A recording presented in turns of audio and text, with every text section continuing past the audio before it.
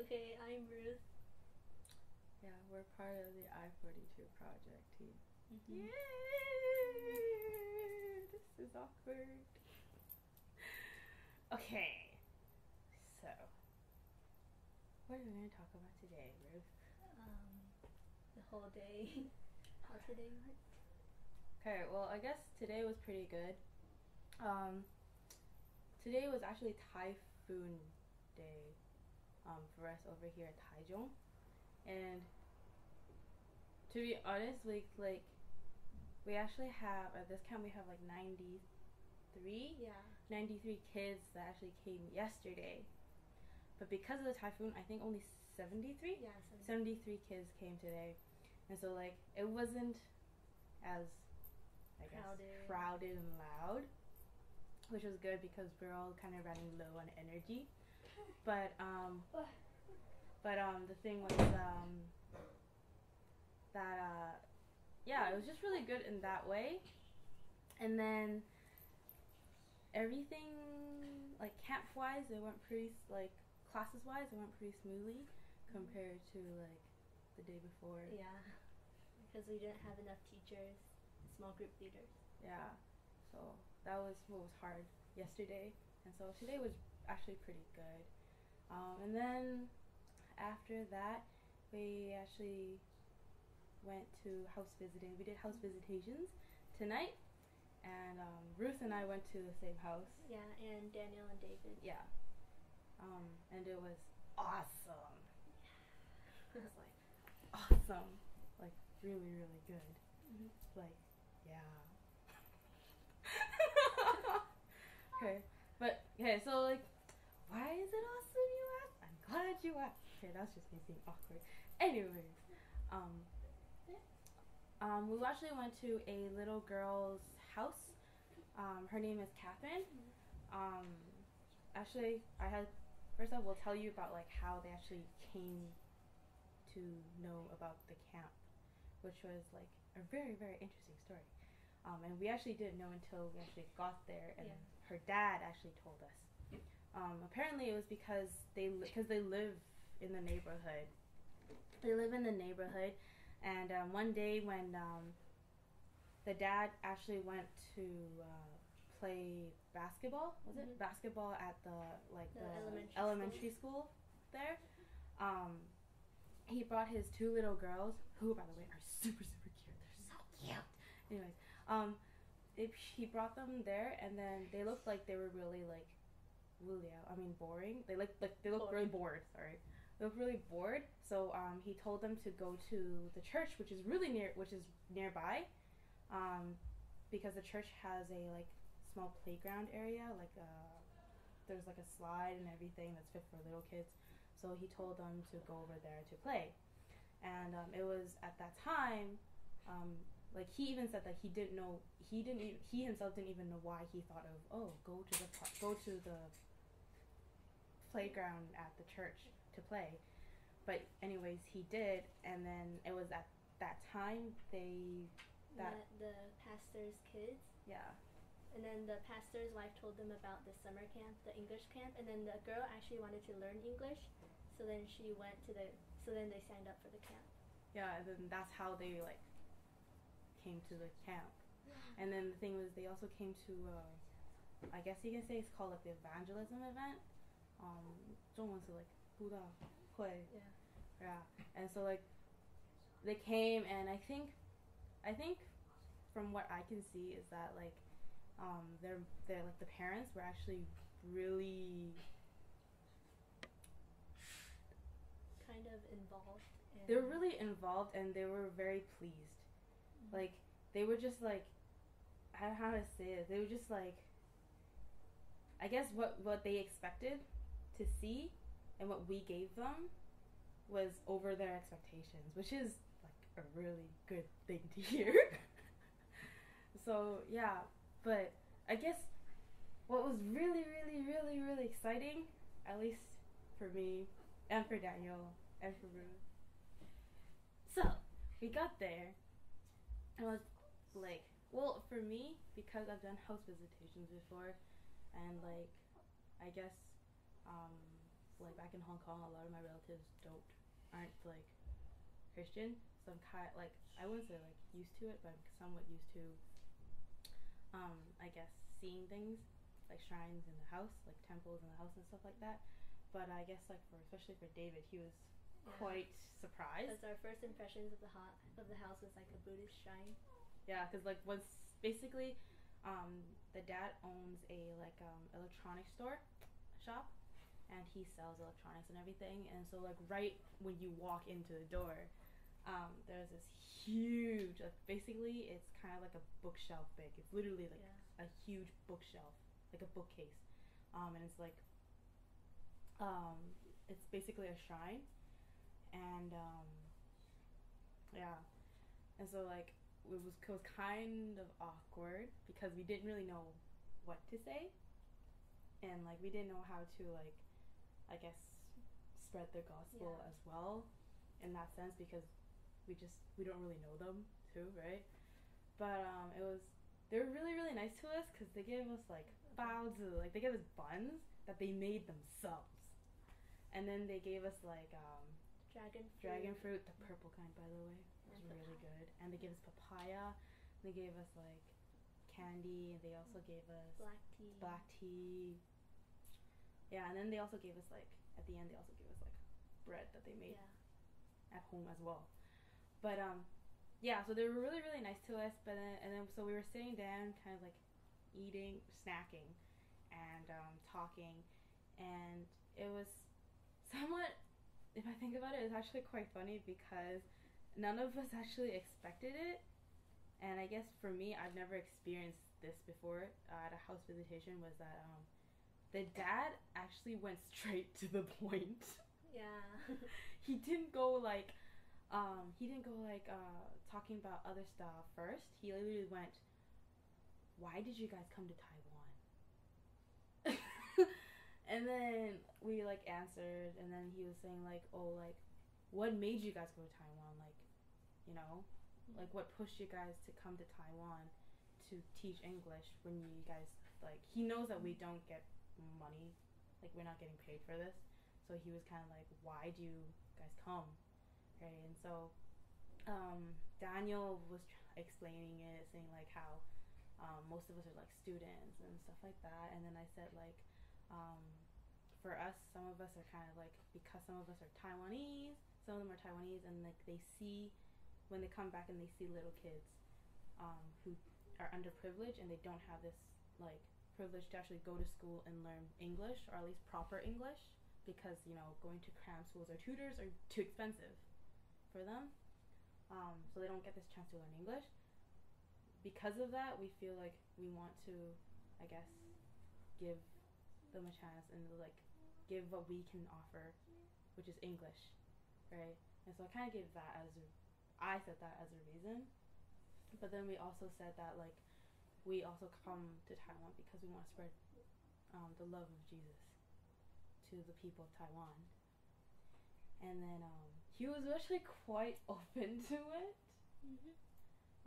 What else did he say? He asked about like education and English and stuff for his daughters. Oh yeah, he asked us like how can his daughter like learn English in Taiwan? And so we were saying how like, oh, you can learn English like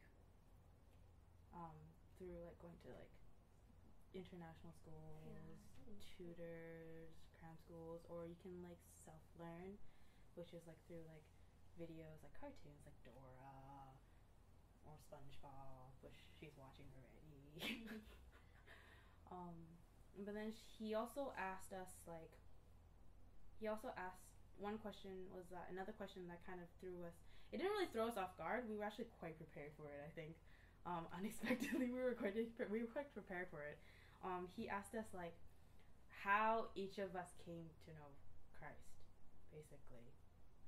He was asking us like, were you guys originally Christian, or were you guys not Christians before and then you became to know Christ, or you became a Christian? So yeah, he was asking us like how we got to know Christ and everything.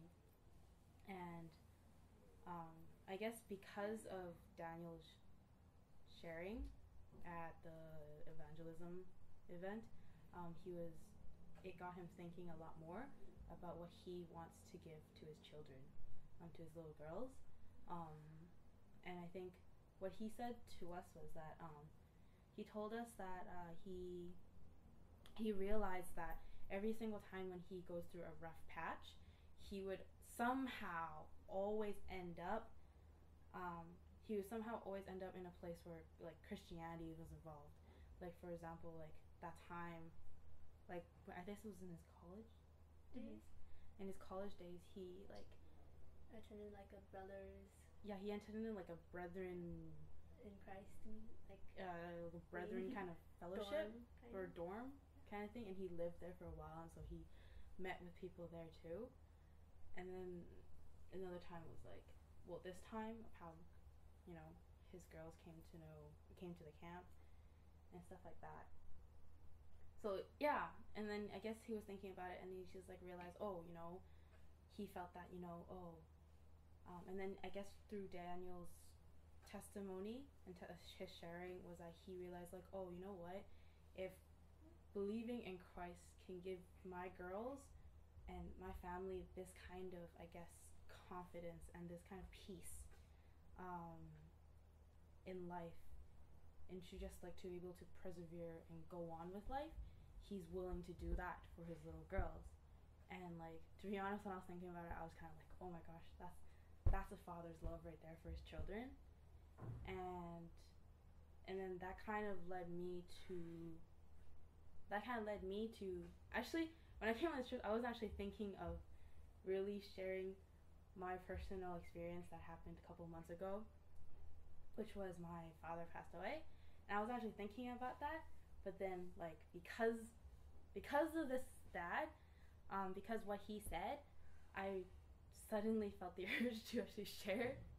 And so I decided to share about like, you know, the difficulty that I went through and what my family went through, which was like my family, the only person that works was my dad. And so I shared that and the difficulty and stuff like that. And so I guess, I don't know, because of that, I actually, what I realized was that when I was sharing was that like, of course, like I was crying because it's my own story, right? This is like, I went through it and I lived through it, so I was crying.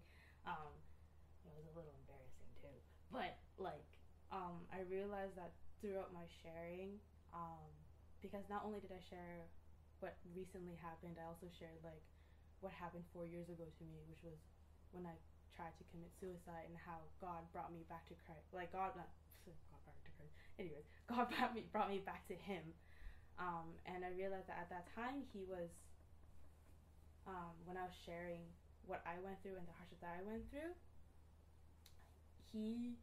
I don't know if Ruth noticed, but he got like teary-eyed.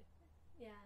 He was really touched by it. Yeah, he was really touched, and his eyes were kind of going red, and he literally was actually listening to every word that we were saying, and yeah, and another thing was like, he was asking us questions like, do you need to believe in Christ in order to experience God, or can you experience God and then believe in Christ, you know?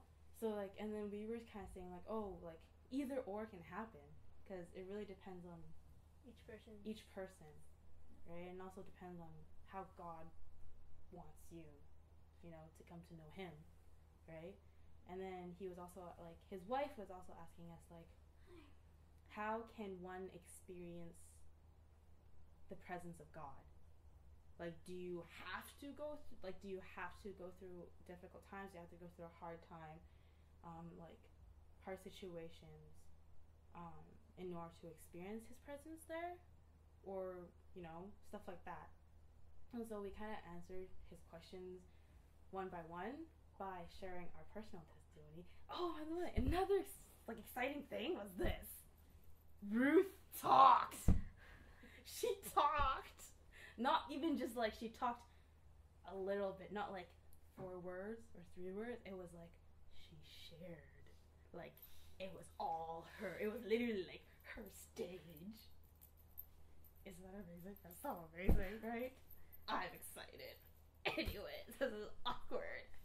But yes. I don't know why you guys are surprised by it though. I don't know. Everyone's saying you don't talk. And then your mom said that you needed to talk. Okay. So, but yes. That's another exciting thing was Ruth talked and she shared a lot too. And then We played a song. yeah, we played song for them. We played Oceans for them, and what I realized, like, even though it was really funny because when we were singing, they were recording us while singing. Yeah. And I was just like, this is very embarrassing, guys. Yeah.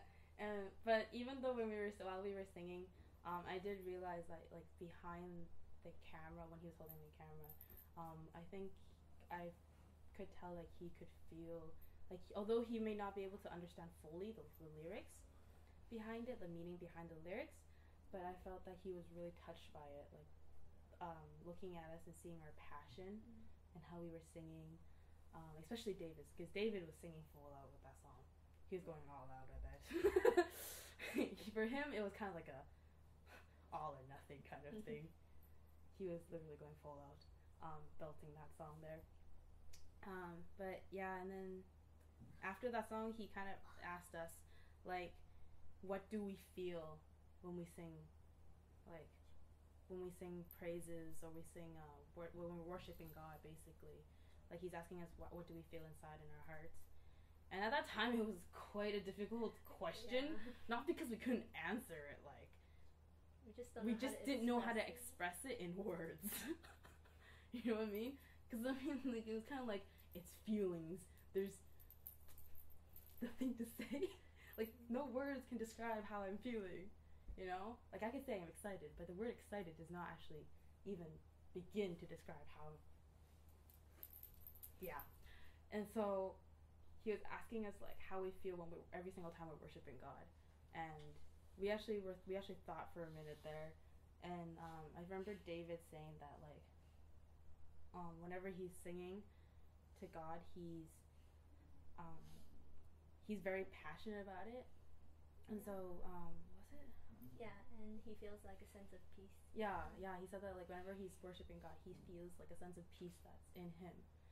And then for me, I said that like, especially for this song, like what we sang, Oceans, I told him that like, although he may not understand the lyrics like fully, I told him that in the lyrics, the meaning of it was really encouraging. And so for me, I felt that in this song, it was an encouraging song for me to be able to just like continue to hold on to Christ, continue to hold on to God's love, continue to do what he called me to do, even though like I may go through like a lot of crap along the road, but it's okay because God's got my back, right?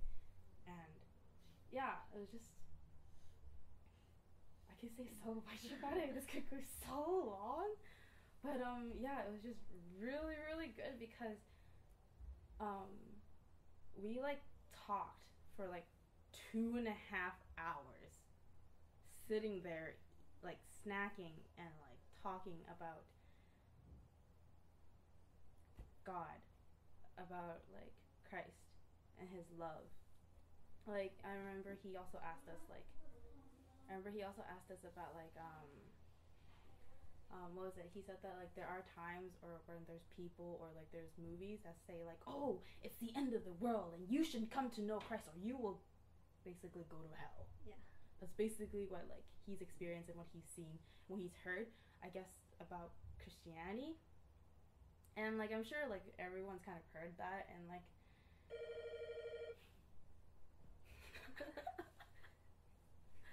but the thing was that like at that time we didn't really know how we didn't know how to actually try to tell him that, you know, not everyone's like that. Yeah. Not every Christian's like that. We didn't know how to come out and tell him that without saying like being rude or like putting down the other people just because, you know, how they come out and how they, you know, because I mean like they're like those people are also very passionate about Christ, you know. It's just I guess the way they express it just may not be so but in the end, we kind of just told him that, I guess we're not here to do that. I guess, yeah, we basically told him that we're not here to do that. Um, we're not here to, force it on you. We're here to just really just show you and give you and like kind of guess give you some of the love that God's given us and that the love that we've experienced from God, and just pass it on to other people, like for example, their daughters, and their family, and other people that like we reach out to. So I guess it was like we told him that that's how we want to get people to know about Christ. Not because we don't want you to know about Christ because like you're gonna die. The world's ending and you're gonna die and go to hell if you don't believe in Christ. Like okay. But the thing is, that's not what we're here for, and that's not what God's calling us to do. God's calling us to do is love the people around us, and so that's what we told him, and he was really touched, and like it was just like very good 2.5 hours. And I could go on and on and on, but you know what? This could be a very long vlog, and that'd be really awkward to watch. So yeah. Prayer request would be, I guess right now, prayer request number 1 is Chris. He's, I don't know if I can actually say this. What if his mom sees this? But we actually need prayer requests no matter, despite the fact that if his mom know about this, because I guess 3 weeks ago, he started coughing, and he's been coughing since then, but it started getting worse yesterday, like a lot worse. His coughing started getting a lot worse, and then yesterday morning he started getting super high fever, like literally the guy was hot to the touch, and he was just like, his head hurt, his whole body was aching, and so we took him to the hospital to get it checked out, and they said it was some kind of stomach flu, and so they didn't give him anything, so they sent him back. So he was resting the whole entire day today, but then when we came back tonight, and also he hasn't been able to keep down the food or water, so that's why. And then tonight or sometime today, after the camp, we had to take him back to the hospital because the bro had some big time shivers. Like he was super cold, like really cold, and so right now he's in the hospital, I believe, and he's on IV right now. So yeah, I guess right now number 1 is pray for Chris, because Chris is still here for the next 2 camps, I believe, for Pingdong, I believe, yes. So yeah, we really need Chris. Because we didn't have him, we kind of had some major team panic because there was no one to teach games, and we need games teacher. And so yeah, please pray for Chris's health. And then I guess another one is just pray for, I guess, the team here right now, like the team members are here still right now. Pray for enough energy, enough strength, and all of us are kind of either getting somewhat sick or losing our voices. Like I kind of got here a while ago, not too long ago, and my voice is already dead because I've been yelling all day long. Not at the kids, but just yelling with them. Yeah, because they like to yell. But anyways, so yeah, I'm already losing my voice too. So a lot of us are just kind of getting sick. So pray for health. And also, I guess another one is pray for the kids here, because at this camp, a lot of our co-workers here are 小队长, they're not Christian, and it's kind of really hard to work with them, because a lot of them don't know how to deal with little kids as well. Like if they're not cute, they don't know how to deal with them and stuff like that. And so yeah, just really pray for these the co-workers, and also pray for the kids, because This time, a lot of the kids that come to this camp are actually non-Christians, and they come from other places in Taichung. They're not just church kids now, or people who've gone to church in like Taichung, but they're actually like kids. For example, the little girl that we talked about, Catherine. She's non-Christian too, so her family's non-Christian. So a lot of the kids that come into the camp for the very first time are actually non-Christians. So we actually really hope to be able to reach out to a lot of them. And I guess in a way, even though it seems like we're complaining about the number of kids, but to be honest, I mean, oh, by the way, we also have like 3 more kids that like signed up. So it's 97 kids now in our camps. So we have 97 camps, and I think maybe half, maybe, or maybe less than half. I don't know. Maybe more than half, or what? 80%? 90%. 90%? 99. Oh, Oh. 99% of them. No, 99 kids. Oh, never mind. We have 99 kids now, not 97. But anyways, like I was saying, I guess maybe half maybe half, a little bit. I don't know. Does it really matter? 90% of the kids aren't from the But church. more than half, 90% of the kids are not from church. And so they're non-Christians as well. So yeah, pray for the kids, pray for their families, and just pray that our team will be able to just pray for wisdom for our members. Pray that God will give us wisdom when we go for house visitations, or even just if, for example, if parents decide to drop by at the camp, because they do that sometimes, to drop by and like all of a sudden stop one of the teachers and talk to us. All right. So I guess just pray for wisdom so that we know what to say to them and how to spread God's love and how to spread the gospel to the families as well. Yeah. Anything else? Nope. That's it. If you want to learn more about the I-42 project, go to the Facebook page or the YouTube channel.